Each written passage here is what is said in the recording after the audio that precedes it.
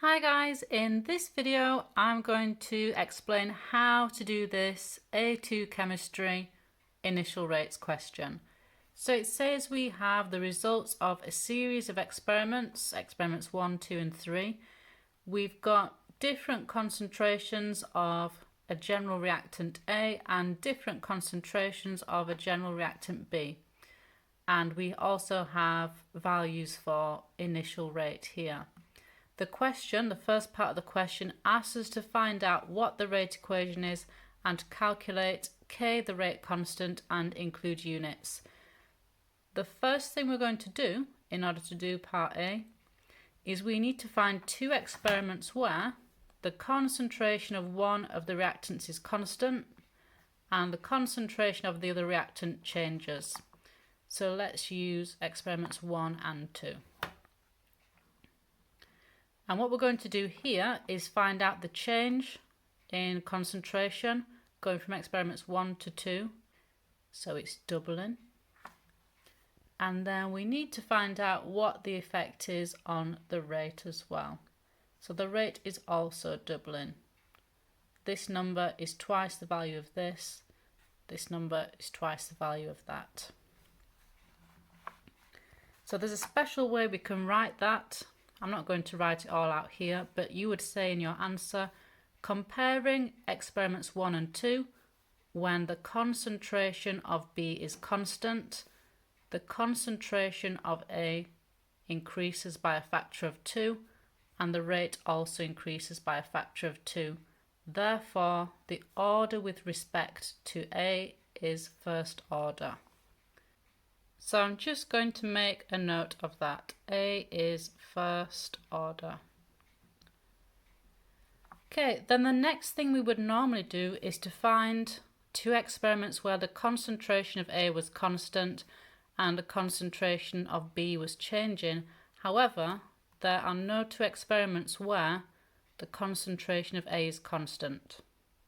So what we do here is we know that reactant A is first order. So we can compare experiments 2 and 3.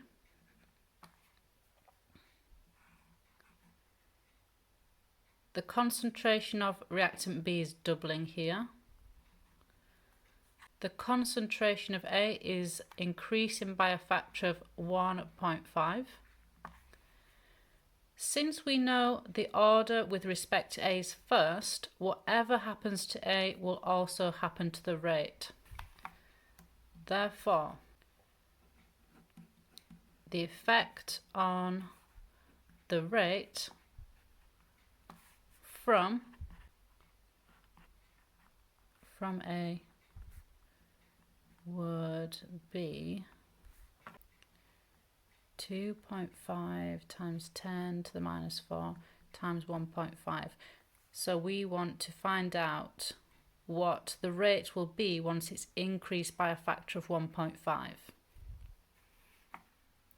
And that is 3.75 times 10 to the minus 4. So we can see that this number, 1.5 times 10 to the minus 3, is larger than this, so there is some effect from B. So now we have the effect on the rate from increasing the amount of reactant A. We have to find out what the effect of B is, and the way we do that is to take this initial rate here in experiment 3,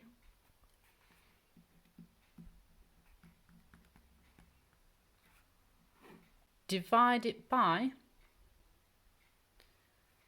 rate just from A,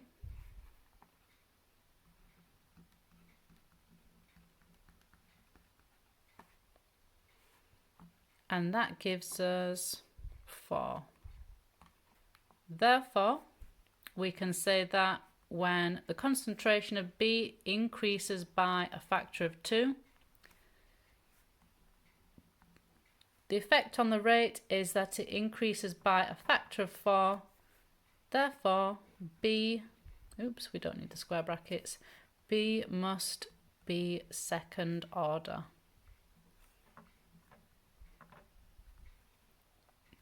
Now we can write the rate equation. Let's do it over here. So rate equals lowercase k, a, which was first order, b squared, because b was second order. And remember, a asked us for a k value with units. So what we do is rearrange our rate equation.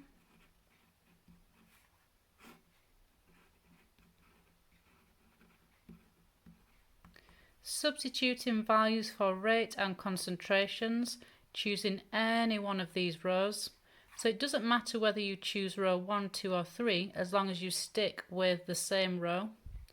So I'm going to go for number 3. 1.5 times 10 to the minus 3 divided by 0.075 times 0.04 squared. I'll work this out.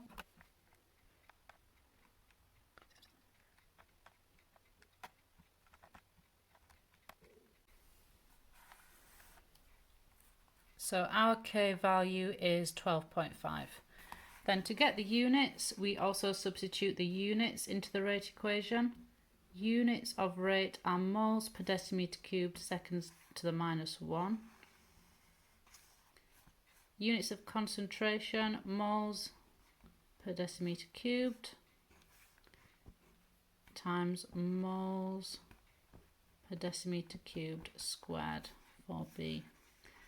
Cancel what's the same on top and bottom. We're left with these.